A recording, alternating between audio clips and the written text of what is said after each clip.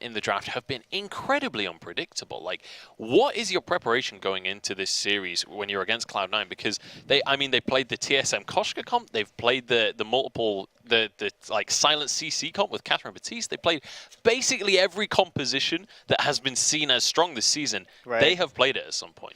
Yeah, and that's something that was hard for me. I broke down their entire draft history and looked at their patterns and what they would like to pick. You know, they don't like Cath. They love Vox. They can play Baron. They're so flexible with their draft. It's really hard to predict them and draft against them.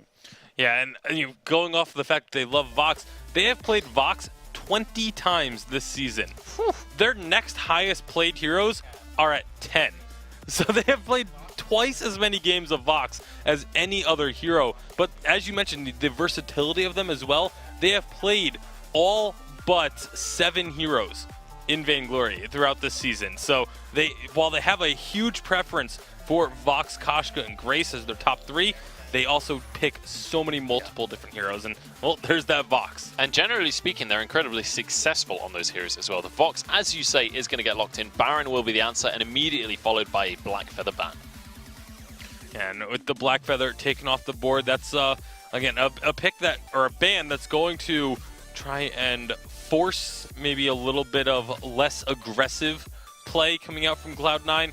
Lyra banned away, there's going to be the Batiste. This kind of forces the Cloud9 to play something that can deal with a lot of crowd control. Obviously, the Catherine's already off the table, so they don't have to worry about picking that up, as a guarantee type of thing, but you still need to find some way to deal with the Fearsome Shade and the Ordained, and likely echoed Fearsome Shade as well, to be able to get onto that Baron. Yeah, and this is something that I kind of played out. We ran multiple draft simulations and scenarios, and Cloud9 will probably go with, a really aggressive composition like Fortress Koshka, like they had before, into a Batiste, and then now with that, Gankstars need to pick a support that could counter that potentially.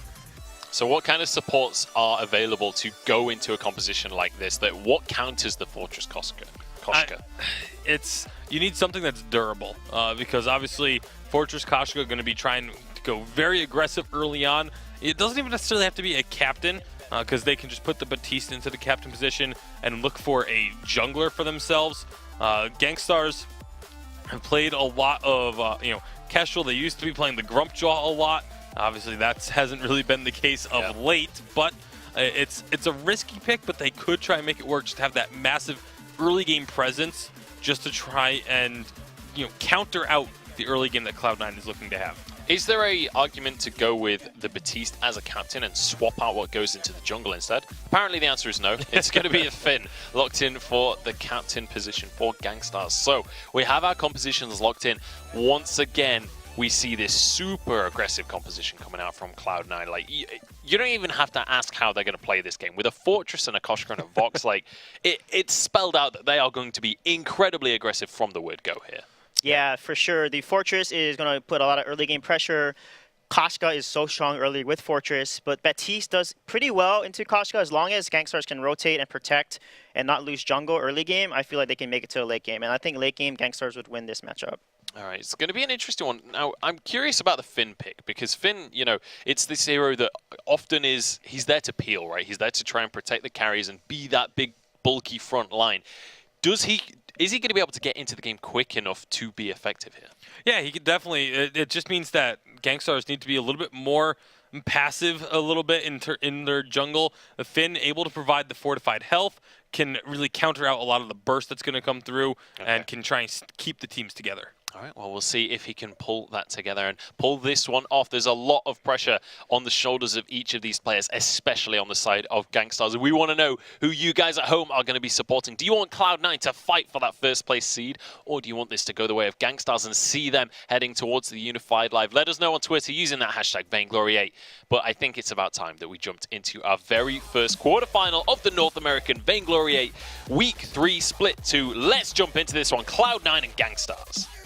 Welcome to North America, ladies and gentlemen, the land of the free of opportunity, the home of the American dream. Anyone here at Scoundrel can take their way to the Unified Western Live Championships in LA next month, and it's going to be pretty exciting to see which teams book their ticket. Yeah, look, it's not worth delving into possibilities because they are literally endless at this point in time, but All we know, Gankstars definitely needs at least a point here, but ideally a win over C9, who have already secured their place. But C9 and TSM have still got things to play for this weekend, so they're not going to give that up easily as we dive into our first game of this quarterfinal, Dalsy. Yeah, really exciting stuff for Cloud9 and TSM. If they were to win both their series today, they would face each other in the semi-finals tomorrow. But a bit of a fight breaking out. Gankstars looking to make the first move. Won't be able to find Gabe Fizzle just yet, and it is going to be backports all around. So if there is one team in North America, maybe one team in the world right now that can make Fortress work and make Fortress work well, it's Gabe Fizzle and C9. They are one of the only teams that I think I've seen pull off these heavy dive engage comps and actually get away with them. However, it's really going to be reliant on Crucible timing today, Dalsy. Gabe Fizzle will have to be MVP once more, as he so often is for the Cloud9 team. Because that disengage from Gankstars, the ability to lock down the mobility from Koshka on that Batiste with his Ordained is going to be very, very high. You feel that if Fearsome Shade lands and isn't blocked, game over for C9. And not only that, there's a forced accord on the side of Gankstars as well, so there's many things to consider when blocking, but there's one man I would have in charge of my Crucible Scoundrel. It's Mr. Gabe Fizzle. He is a god when it comes to them. We've seen it time and time again, him able to just turn team fights around with the perfect Crucible time and time again. So if I was Gankstars, I would be slightly concerned that the man in charge of that ability is Gabe.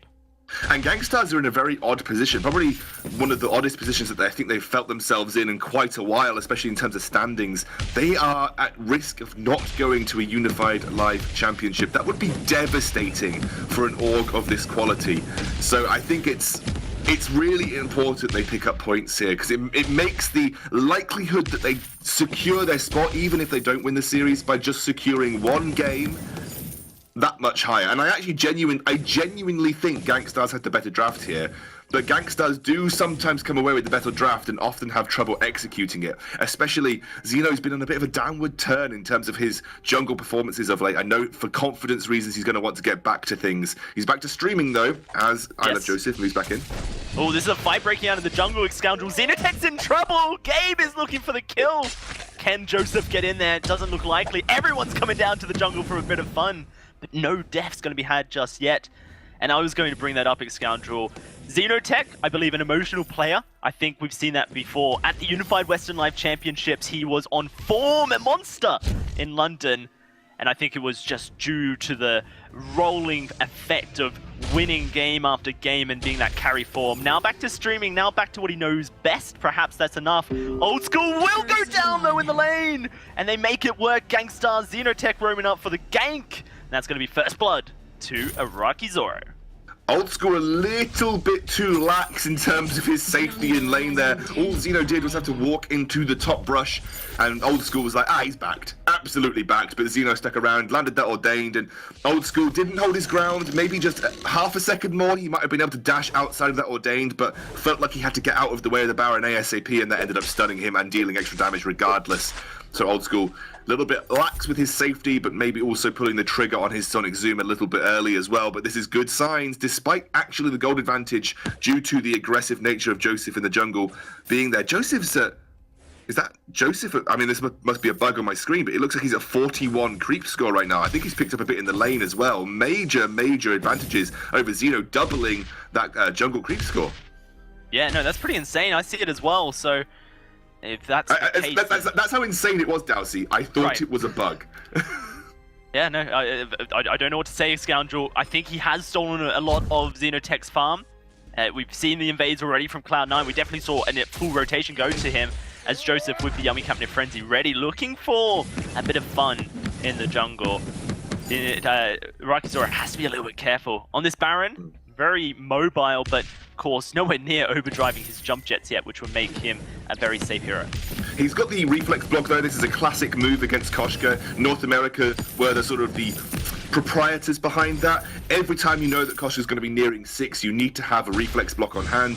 Simple reason being that a level 6 Koshka ultimate will absolutely crush you in a gank if you don't have a way to block it. So it's basically a free kill if you don't have the reflex block there to stop that from happening. Xenotech working towards his Shatterglass I don't really think he's got a reflex block on the card or on the mind right now. Depends if he wants to delay that Shatterglass much more than he already is. We'll have to see.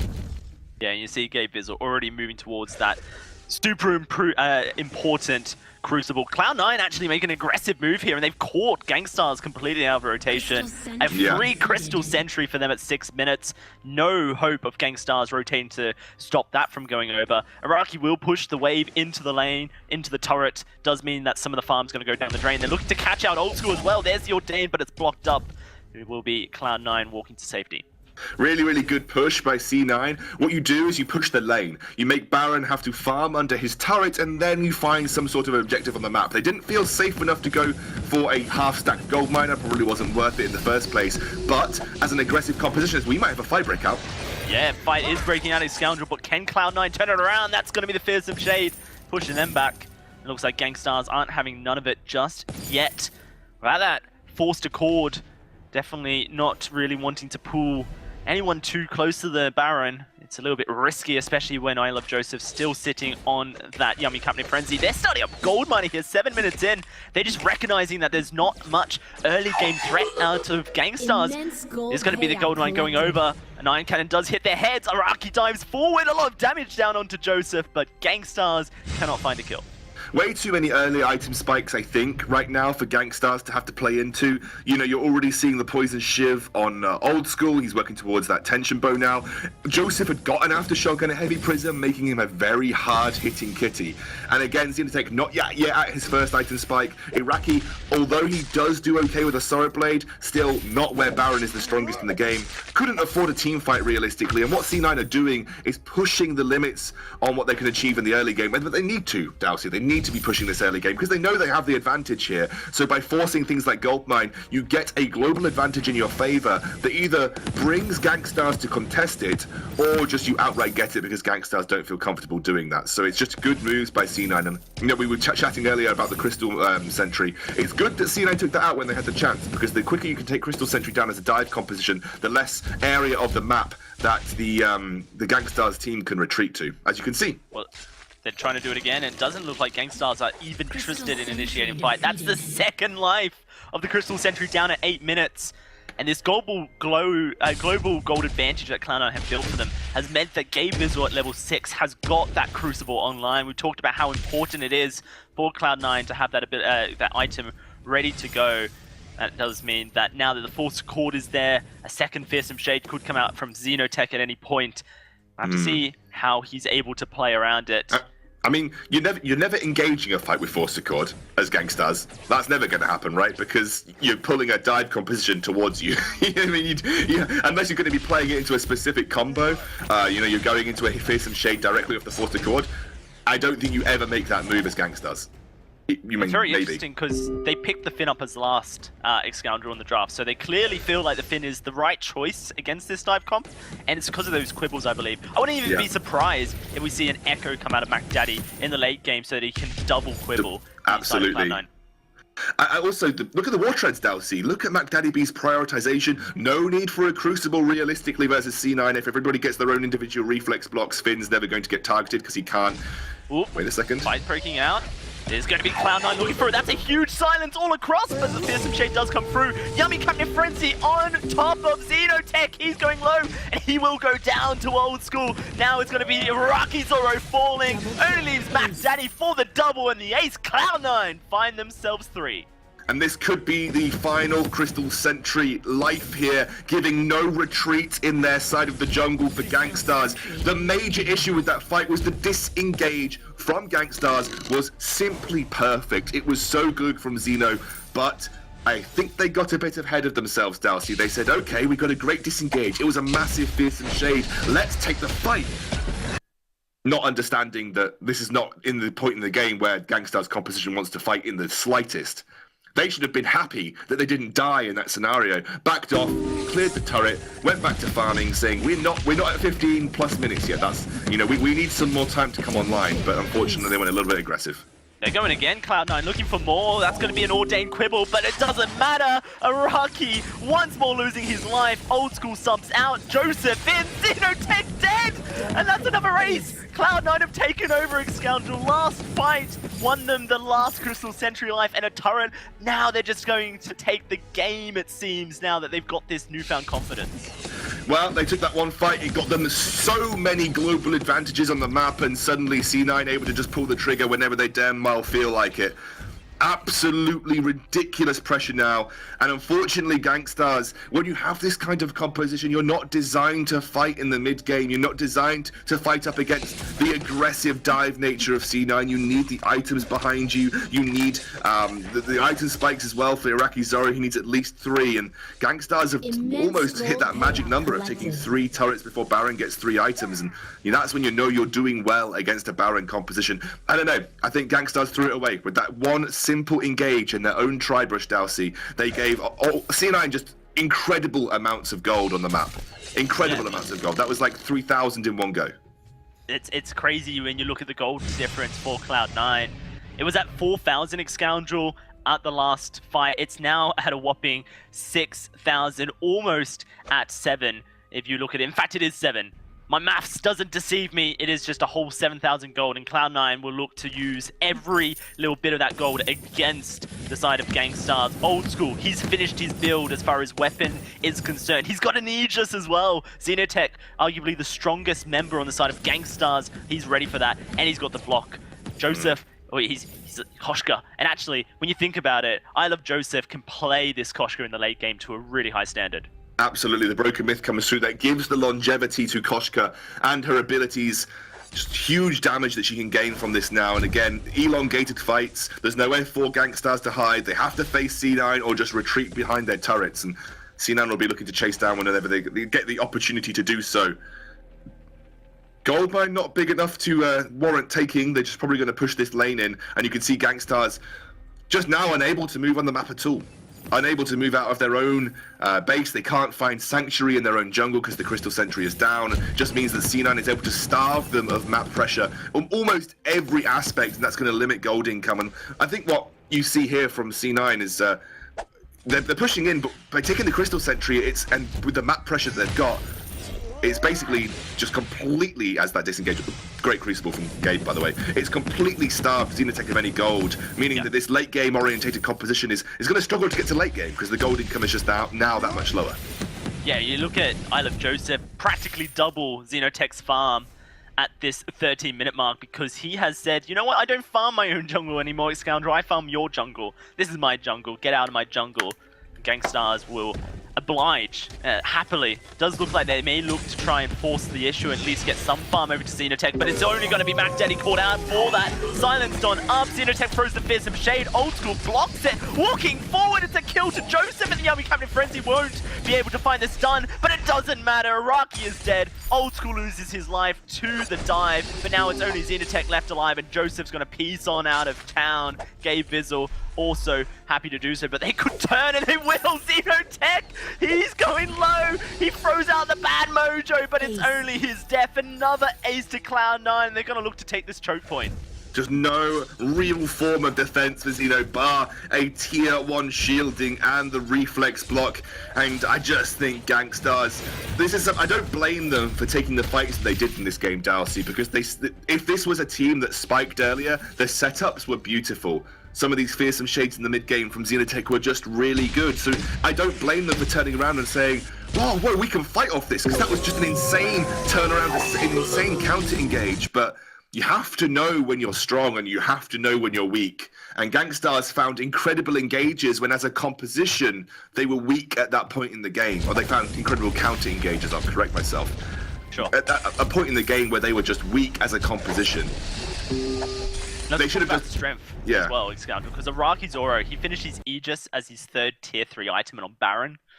Normally, we see Barons, even when behind, just go 4 weapon power offensive items, and then they think about defense. Iraqi, he's scared, and he's justifiably scared because of the amount of power Cloud9 have. A whole 10,000 gold ahead of them at 15 minutes. The Kraken being started up at spawn, and there's actually nothing that Gankstars can do about it. I'm very interested to see if they do push forward and look for the God Still, and if they do and they fail, it's game over. Here we go. Gankstars are going to make this move up. Xenotech's going to get dived upon. The silence comes out. The Fearsome Shade's blocked, and Xenotech is dead. Iraqi trying to lay down the damage, but he will go down. And Mac Daddy, last man standing. It's the ace. Cloud9, they've got 20 seconds to take the base, and they're going to go for it.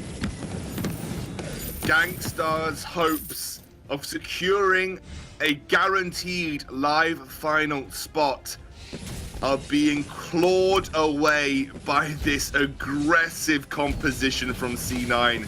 A dominating win from a team that we have come to expect this level of calculated aggression from over the years that we've seen them play as a unit. It was just really wonderful to watch, but I think a lot of the onus has to come down to when Gankstars tried to force fights or even tried to, let's rephrase that, Dalsy, tried to capitalize on their counter engages. I think they needed to wait longer. They were making great counter engages, don't get me wrong, they were beautiful, but they needed to wait longer before actually making something of them. Yeah, no, it was pretty impressive. Cloud9 1-0. I'll have to see if Gankstars can bounce back. Let's throw it back to the desk to break down that win. Well, the Gankstars started the game off strong, but it did not last very long at all. Cloud9, once they got rolling just a tiny little bit, they turned from a little ball rolling on the ground to a blooming steamroller. That was a terrible analogy, but that's all I could think of on the spot. Like, talk me through what happened here. What went wrong for Gankstars? I mean, it was really just that early pressure that Cloud9 was able to find. Once they got past that was the initial surge from Gankstars, and then Cloud9, once this composition started to find a little bit of damage, they were able to engage and find these kills time and time again, starting from right here. This engagement, it was not the engage that Gankstars wanted, and like this right here turned the game around. Yeah, this was a key fight that Gankstars could not lose and give the ace over, because it's like a critical point in the game, 930. The gold lead's not too crazy. They set all the turrets up, and then because Xenotech missed the Koshka ultimate and got stunned, that pretty much ended the fight there. And then from there, they did not need to go overextend in lane. They already lost the first turret. They need to stay close to their turrets and not give more aces over. So the gold lead went from 3k to 5k, and then finally 10k. And it's just, Gankstars cannot fight in jungle, cannot fight in lane. They need to fight near. Look, every fight is not on their turret. They need to not fight and overextend so that Cloud9 can engage them when they're not near their turret. They need to play defensive. They're behind already, and you cannot overextend like that. So that was a very critical point to come back. You need to then scale. The level lead was bad, etc. So I think that was a huge learning for Gankstars for sure. Yeah. Cloud9 played extremely well, though. Speaking of overextending there, that moment where Xenotech does give away the ace in the end, and we saw that all of the kills for Cloud9 were just in 4 clean aces. Every single kill that they got was part of one of those triples, one of those aces across the board. And this was the final fight, just as Cloud9 managed to grab the Kraken for themselves, or after this fight they just once again win this out. And just look at the gold lead. That's the important thing. 10,000 gold at 15 minutes. That is a ridiculous statistic. Yeah, this is the kind of clean gameplay that we want to see from Cloud9. This is the Cloud9 that won the London Unified Western Championship. This is the Cloud9 that ran the won the Run the Gauntlet event in just before the season started. And they have been absolutely incredible when they play to this level. This is the level of play Cloud9 expects to play at pretty much every game, and it was really, really impressive. And also, for the first time since the first game of this season in North America, Cloud9 are currently alone in first place. That's very true, actually. TSM haven't played any games yet today. Obviously, technically, all quarterfinals happen simultaneously, so it's not promised to them just yet, but they have a lead for themselves. Now, 1-0 in the series. Where do you go from here if you're Gankstars, especially looking towards the draft? We already mentioned it's difficult to draft against Cloud9. They will play whatever composition they want, locking in this hyper-aggressive composition. As Gankstars now, do you have to try and match that aggression, or do you have to kind of take a step back and look for something a little bit safer? Yeah, just don't play into it. If you're going to draft a late game composition with Baron and Finn, then get to the late game. Like, don't give turrets over. Don't walk and overextend in jungle. They did not need to fight. Like, Cloud9 wants to fight. They don't need to fight. Fightlander are, Gankstars turrets and stuff like that. So I feel like they just played into Cloud9's power spikes. Cloud9 also forced the issue too. They took Sentry, they took Gold Mine, they were taking objectives, taking jungle, but that doesn't mean that gets them ahead. Their comp needs to win fights and get aces to then force turrets, because that's not a good siege comp on turret. And Baron and Baptiste and Finn could easily hold off a siege because of their range. All right, so it's more about the execution of these compositions as opposed to Cloud9 having a better composition. I mean, what are your thoughts coming on into this on Bacon? Do you expect things to change? Obviously, they're going to be swapping sides anyway. With the team's historical priorities in the draft, where do you think these teams will go? I mean, I think Cloud9, or if the Vox is available, they're definitely going to go ahead and grab the Vox.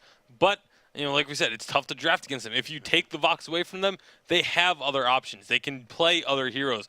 You know, Old School obviously still has an incredible Adagio that they pull out every so often. He can play, he showcased last week, they can play the Baron if they need to. That was one of our question marks for him, was does he have the Baron in his arsenal? Like, there's so many different heroes available to all three of these players that I just don't think you can try and focus out any one of them. You have to just say, okay, what are the heroes we just don't want to see against whatever composition we're trying to make? All right, well, we'll see whether they're going to be able to bring that into play. I want to remind you guys at home as well where Gankstars are in the standings right now. They are not in a place where they can mess around. They are 6th place right now, which means they are pretty much against the ropes. They need every single game that they can get. There are no more weeks of Vainglory8 after this one. This is their final opportunity. They cannot afford to go 2-0 down if they want to make it to LA. Yeah, if they go down 2-0 to Cloud9, the only way that they get an invite to Los Angeles will be if both Immortals and Rogue do not get 3rd place. And so that you're relying on a lot there for them to not make it. So especially with the performance of Rogue and Immortals recently. Exactly. So it's you're going to be kind of, you know, banking on it. First of all, you never want to be relying on another team to get yourself into the live championship, especially knowing that you have the ability to control your own destiny if you're able to find wins. Well, the Vox is going to be the first ban here for Gankstars. They're on the A side this time, so they're going to have priority in draft, and we need to see them have priority in this game as well. It's going to be the Grace banned away by Cloud9, which does leave the Baron open. We've seen that picked up a lot across the course of today. That has been a heavy priority, which it kind of fell off a tiny bit recently where we were seeing it later on in the drafts, but it's definitely been a priority for teams today.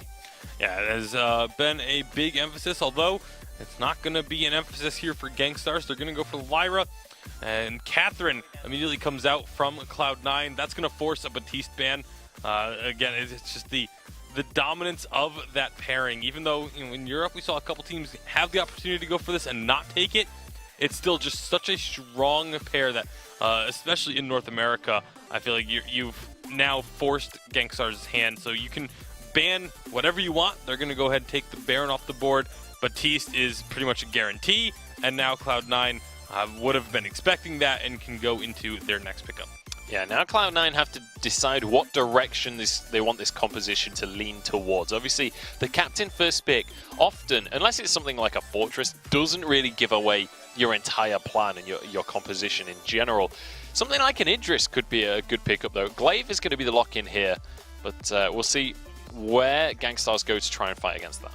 Yeah, the Glaive coming through is a pick that they've had mixed success with on the side of Cloud9. It's a 57% win rate for them on the season, and it is a pick that they have picked quite a few times, but we'll see if they can make it work this time around. It can go either lane or jungle, so it's a strong pick in the flexibility sense here, whereas now Gankstars, they're going to have to try and figure out how they're going to want to combat this. Do they expect it to be a Glaive in the lane or the jungle? Because whichever one of those two they're expecting, I feel like could heavily influence what they pick up. Yeah, there's a lot to be decided here for Gankstars, and they've got a few seconds still to decide it. Krull will be the jungler here, locked in for Gankstars. Very aggressive, obviously, wanting to take it to Joseph this time. And we've seen Krull is one of the junglers that Joseph himself has been exceptionally successful on. Yeah, it does mean that they could put the Glaive in the lane and run a Petal in the jungle against the Krull. It's still a very, very strong counter. They could also try and go for a Kestrel. Although Cloud9, I feel like they're going to be a little bit averse to the Kestrel. It's one of the few heroes that they have played this season and have not won a game with. So it's going to be likely not taking that one. But Adagio coming through, maybe a little bit of a denial towards Cloud9 because we know how good Old School is with that pick. Yeah, we've seen them run it alongside a Glaive in the past as well.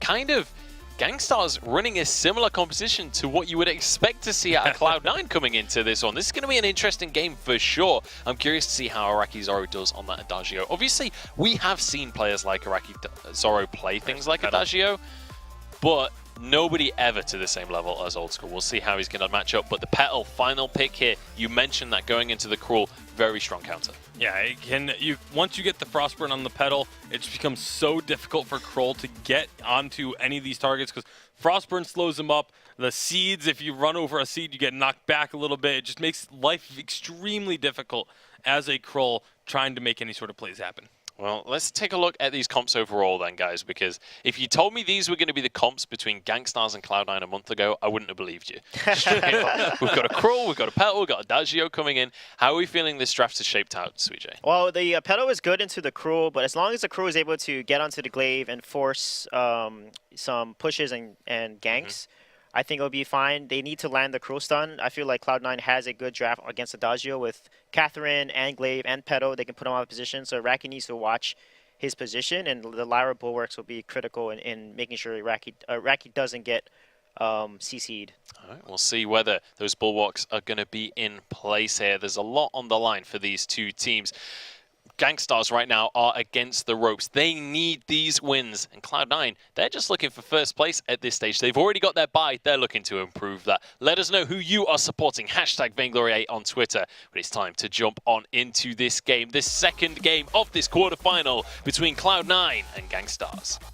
Incredible gameplay from Cloud9 in the previous Gaming Scoundrel, but I want to focus on Gankstars and how this match is so important for them. A win here puts them in a significantly better place over their opponents, over Rogue and Immortals, who's sitting at the bottom of the ladder. If they lose this match, then they're going to be watching the rest of the Vainglory8 tonight and just hoping that Rogue and Immortals do not make any ground to try and take them out of 6th spot. Let's talk about this Petal pick, because it is a pick that we've seen, in terms of its presence in the VG8, grow in popularity, and I do really like it against Cruel. You do need to try and survive the early game, though, because Cruel can, with Adagio, put a lot of pressure on single targets. The Agent of Wrath combo with the Gift of Fire delivery system, as I like to call Cruel when he's paired with Adagio, can be pretty devastating to play into. So they have to play a little bit safer than you might imagine the early game here for C9, because they could get gazumped by this hard-hitting mid-game Cruel. Love it. Bringing Gazump back into the casting meta. It's a favourite of British words. Currently, everyone's grouped up in the middle of the lane, and Xenotech's going to get the first chunk of damage off onto I Love Joseph. Gabe Vizzle's just hiding. There's an afterburn. They're looking for first blood. Oh, Araki's going low. Can Araki escape? He heals himself, but he can't escape. First blood to him. Xenotech smites back, and it's a 1-for-1 trade. Wow, the patience of Gabe Vizzle in the top brush there to set the trap for C9. I bet they thought he was in that lower brush, but man, he waited so long to make that work. Traced 1-for-1, but first blood obviously going over to C9. Good for Joseph as well, because the quicker he can get towards that Frostburn, the better it is going to be for him against this Cruel Dalsy. Yeah, you can see he's stacking those crystal bits, just trying to up his effective power. Currently, Araki having the lane pushed in onto him. He's trying to poke back. A fight breaking out, though. It is going to be Xenotech just trying to charge up his passive. Joseph says no. Moves him back. He's got a trampoline forward. Oh, they're looking for the fight here. Xenotech goes in. Oh, but he just gets kited on back. Joseph taking over the jungle once more. And when Xenotech falls behind for Gankstars, it starts to get a little bit scary for their roster. It does. Now C9 are really good at punishing their advantages too. Yeah, they're going in for more. And I don't think Mac Daddy's getting out of this one alive. Nope, he's dead. It's disastrous for Gankstars here. This is the result that they couldn't afford. Xenotech able to secure at least one of his camps as Araki Zoro boots forward to try and get some damage off. Gabe Vizzle maybe at Fret. Gonna pop that Merciless Pursuit. He's burning, but he survives. Oh my goodness, Cloud9 just at an inch's length able to escape that with a huge advantage. Yeah, and Araki losing a bit of farm in lane for it too, as Still ahead of Old School regardless though, so that's not bad. Iraqi managing to maintain that CS lead. And again, we didn't really talk about it, but there are two people in North American history, I think, that are really known for their Adagio lane. One is facing on the other side of Iraqi, and one of them is Iraqi. So these two guys, Old School and Iraqi, are kind of known for their Adagio lane play, especially Iraqi is a really old school Adagio lane player as well. So if there's two people in North America that I would trust to take Adagio lane and pilot it to success, it would be Iraqi Zoro and Old School, so we'll have to see how Iraqi does against arguably one of the best Adagio lanes that I think Vainglory has ever seen. Oh, for sure. And no doubt, I think most people would throw that over to Old School as well. Talking to some European pros about Adagio and his place in 2.6 here at Scoundrel, they feel like Poison Shiv is an item that just ruins Adagio towards the late game. So I'll be interested to see when and where Old School adapts that into his build, because as someone who plays Adagio so much, I'm sure he also feels the pain of a Poison Shiv against him. Oh, I'm absolutely certain that Glaive will pick up Poison Shiv. Remember, we're still on update 2.6 for the tournament round VG8 games. It means that Poison Shiv's still in a good, strong position, like it always has been on this update. And it's something that Old School will definitely work into his kit at some point. I'm wondering whether they're going to go for the Sorrow Blade first for the straight-up burst potential, because you can imagine Xenotech's not going to be incredibly tanky at this point in the game. So match blow for blow almost in that kind of instance, as Xenotech's finished up his tension bow now, so that's a spike for him to try and abuse. Oh, level 6 for I Love Joseph. That's a level advantage. That's an ultimate available. Cloud9 are going to move forward, and Xenotech, he's in trouble! He gets blown up! That's not what he was looking for! Mac Daddy, a double for Joseph! Oh, it all went so wrong, Scoundrel, and it was the spontaneous combustion to blow up the hopes of Cloud9. Oh, Xenotech, you mentioned it just before the fight broke out. He went for a fight with a level disadvantage. And he's not tanky. He wasn't in any way, shape or form tanky, so it was just so easy for C9 to execute the kill there. Spontaneous combustion for the burst and then the afterburn to sort things out. Man, that was just a bad situation for Xenotech to find that fight. Absolutely unnecessary when you didn't have your ultimate and had that level disadvantage against the Petal. And that's pretty much all she wrote about that fight, Dowsey. It wasn't anything more than spontaneous combustion versus a non-level 6 crew. And I love the fact that we've got I Love Joseph here, one of the players known for his Tucker. What's the hero that Tucker players hate? It's Petal. And I Love Joseph is piloting this hero to a expertise level 5-0-0. Every kill from Cloud9 currently sitting on his shoulders, and he is happy to take that weight and push them forward. It's a Shatterglass first item for this Petal. Screw Frostburn. Let's just go for the burst. Man. That's pretty good against Xenotech if he doesn't invest heavily into shielding over the next few minutes, and pretty good against Iraqi if they try and focus him down with the afterburn. So I wouldn't be surprised to see this be very, very good if they can isolate one of the carries from Gankstars. Obviously, Frostburn is generally seen as the first item of Petal, but obviously Shatterglass is something that we see more and more of these days.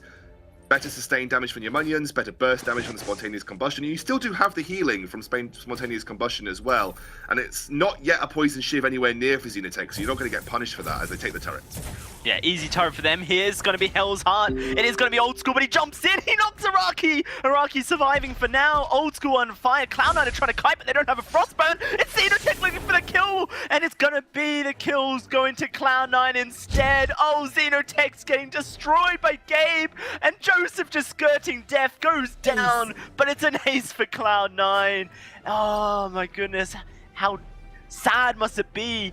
You get so close, but you're so far from finding kills when you're Gankstars. Oh, it almost felt like it was just one more basic attack needed. I think it might have been the case for Xeno, and then he could have smited picking up the kill there, but they ignored Catherine for the most part, and obviously that Storm Shield over time does more and more damage. Gankstars are just in a tough position. They really would have loved to have Poison Shiv against a Shatterglass Petal. They don't really have the shielding necessary either.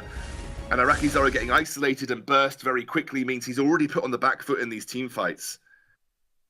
Goodness me, C9's team fighting is harking back to where they were before the last Unified Western Live Championships. It's just so good. So good to see them function on this kind of level. Incredible for them, and you know, like mentioned, tomorrow they'll be looking forward to their semi-finals and expecting to meet TSM there. The fight for first place in North America, it could be. Gankstars trying to stop them, but it's a fight breaking out. Joseph in trouble, gets stunned up. He's gonna heal himself, and oh, look at the damage onto Xenotech. He's going to go very low. Old School skirting death as well. The smite comes out. Xenotech finds the kill. He's still going, looking for Gabe Fizzle, and he's going to try and find it. Joseph trying to turn things around. Looks like Gankstars are disengaging. No, it's a portal in. Mac Daddy B trying to be the Daddy 2B, but it's going to be him falling. And Cloud9 escaping for now. Xenotech, can you clean up? I don't think he can. It's going to be a double kill coming forth as everyone falls down, and Gabe Fizzle just going to get hell out of this crime scene. And Poison Shiv finished for Old School now as well, Dalsy, so that's going to be even more difficult for Gankstars to survive in these fights. One of the major reasons you're seeing Gankstars do so well in terms of, comparatively to, I guess, where they are in the game right now, is just Iraqi Zoro's heal, keeping Xenotech on his targets, keeping Xenotech alive in these fights. Now the Poison Shiv is there. That is going to reduce the efficacy of that combo that we see time and time again, that Cruel Adagio combo, allowing him to stick to targets and survive a whole lot of damage. Xenotech sold his shielding. Sold his shielding to go rush item slots for Poison Shiv. How much of an issue is that now going to be now that I Love Joseph has finished up his Broken Myth? I think a bloody big issue. Yeah, he's also bought himself an infusion, which means that Poison Shiv ain't being finished anytime soon here at Scoundrel. Cloud9, they are grouping, really looking to find advantages. They haven't been allowed to as much as last game. Gankstars are keeping Cloud9 on check here. It's only it's only a 3,000 gold lead, but that is still a bloody big gold lead for Cloud9 right now at this 10-minute mark, and a gold lead they can continue to snowball from. Looks like everyone's going to move back up to the lane. It's infusion purchased up for Joseph. It's currently sitting in his inventory, ready to go when they look for a fight. Goodness me. Old School's got his, Joseph's got his, and Are you right really now starting this up? firing on all cylinders. Let's have a look. Let's go. Goldmine coming out. I think C9 know what's going on here. Yeah, but they're pulling in. It's a bait. Gankstars trying to turn this around. Can they do so? Mac Daddy B dead. Where's the Frostburn? Did it come out? It didn't. It's a double for Joseph. And Xenotech fleeing. Oh no. That could have gone worse for the Gankstars. And now it looks like it is going to go worse as the ace comes through. The triple kill for Old School. What were they thinking? I don't know. I am almost dumbfounded right now, Dalsy, because you've got no shielding on Xeno, and Cruel is not a tanky guy. Cruel sustains. That's what's so good about Cruel. In fights when you have a Cruel, so much of his kit is supposed to be a sustained damage kit where he reduces damage instead of tanks damage. You portal Cruel onto a Petal, she's just going to spam C, and with no shielding, you are going to die very quickly, and that is happening every time for Gankstars. You lose Cruel, you lose your dive and execute potential on Petal, who has one of the lowest base healths in the game. So if you can snowball against a Petal with Cruel, it's really good, because you can very, very easily punish her in the mid game. It's so easy to chunk a Petal down. But with no shielding, portaling in is going to get you blown up against a Shatterglass Petal. And that happened right there for Xeno. And it's been happening for quite a while as well, Dalsy. Yeah, no, right now, Joseph welcoming the Ghoul King to the graveyard, it seems, every time he goes in. It is Cloud9 with a huge gold advantage. 8,000 at the moment for them at this 12-minute mark. And Aegis for I Love Joseph ready to take the harass from Iraqi Zoro, who's currently sitting on 2 damage items for himself. Old School's finished his offensive build. It is a very cheap one here in 2.6, but it is a finished one nonetheless. Gankstars, they're looking for an opportunity to clear out vision and try and get some control over the map. And look at where Gabe Fizzle is. He's just having a lot of fun skirting around and laying down vision. Mac Daddy B, he's in the middle of it all. Gabe Fizzle, though, has to escape. Xenotech's going to move on in, but he's getting bursted on down. Xenotech's dead. It's a stun onto Old School. Will that change the fight? It doesn't seem likely. A double for Joseph here. And the silence onto Mac Daddy B. He's going to look to portal away, but he just portals to his death. Ace, Cloud9 with another 17-4, and it's no stopping them. Crystal Sentry With every addition to the Gankstars graveyard, it's another token in the box of a potential live final miss. That would be ridiculous for an organization so deep-rooted in Vainglory history. I don't even know if Gankstars have ever missed a live final. I don't know if they have ever missed a live final. If they were to I believe miss they've one been now, to every live final with Scoundrel, I believe. And look at this. Xenotech is just... He's gone. He is gone. Where is Xenotech? Where is this man that we've seen just play so expertly and carry Gankstars time and time again? He's certainly not here today, and it is an issue for Gankstars. This is the base being removed here. This is the first Vein Crystal turret deleted in quick timing. Cloud9 just going to walk away, not even a care in the world. Cool guys don't look at explosions. C9 look like a team that could take on the world right now. I don't know whether it's Gankstars looking shaky, but let's pull away from that, because some of the ideas that Gankstars have had during this series have been so good. I mean, C9 just looking for another fight. I think they'll just back off from this, though. Or will they? No, Iraqi's dead. He's just in the middle of it all. He's going to try and escape, but he cannot escape. Xenotech trying to put the pain onto Joseph, but now Xenotech's in trouble, and Xenotech will fall. Iraqi, can he backport? It looks like he will be able to, and Mac Daddy B may just be able to escape as well. So casualties prevented, you could say, for Gankstars, and that can be considered a win in its own right. But the Crystal Sentry going to lose its second life. They're going to starve more farm away from Xeno as well, preventing him from building shielding again, which has been one of his major issues in these fights. The need for shielding is there, and he does not have the resources to invest. Atlas Pauldrons, we've barely had time to talk about items on everybody because it's been so action-packed this game. But Gabe Vizzle has got the #1 Cruel counter. Forget any hero as a counter to Cruel. Atlas Pauldrons is the #1 Cruel counter because he relies on his attack speed to build those weakness stacks. And when you slow the attack speed of Cruel, you slow his ability to build weakness stacks. And building those weakness stacks grants him sustain through reducing the enemy damage, but also increasing his lifesteal against targets. And provides that ability to burst them down with the smite, the more weakness stacks he has. It is like the #1 counter, and now that it's there, Xenotech probably doesn't have a hope in hell to impact this game. Yeah, this is not looking great at all. Another Kraken being started up here for Cloud9. Last time it was just a baiting Scoundrel. This time it is going to be the beast unleashed onto the Halcyon Fold, and Gankstars know that it's on the way. They're just counting down the seconds till it falls, curling in their base, trying to desperately form some form of attack that could possibly take down Cloud9 and give them that extra chance of making it to the Unified Live Championships. If they lose this, then it's all on Immortals, it's all on Rogue in their series today to try and make up those 5 points necessary to get on the same level as Gankstars. And it makes today even more interesting. They're looking for a fight. Mac Daddy B gonna go in further, but he's getting bursted on down. Xenotech struggling to find a kill. Old School escapes. It's a good block, but it's not gonna do enough. Here comes the old, but he just goes down and say goodbye to Gankstars in this game. The ace comes through, and Cloud9 gonna end what they started. And Gankstars will now only be able to watch with bated breath as the rest of the North American VG8 concludes this weekend. It's never a good position to be sat hoping for results to guarantee your place in something as prestigious as the Unified Western Live Championships. But Gankstars were outclassed today. There was no way of looking at it in any way, shape or form other than C9 absolutely rolled them. And I think it's going to be a lot. Forget drawing board. They're going to have to rebuild the entire house, I think, going back and looking at this. Yes, tough times for Gankstars, sure, but Cloud9 with a win here. They're going to progress to day 2, and let's break that down with Munchables at the desk. You thought Aeon was good at Petal, did you? Well, I love Joseph wants to make a scene right here. He had, I think it was 12-4-9 or 13-4-9 at the end of the game on that Petal. That is a unbelievable scoreline coming out from him. Dominated the game. We mentioned hard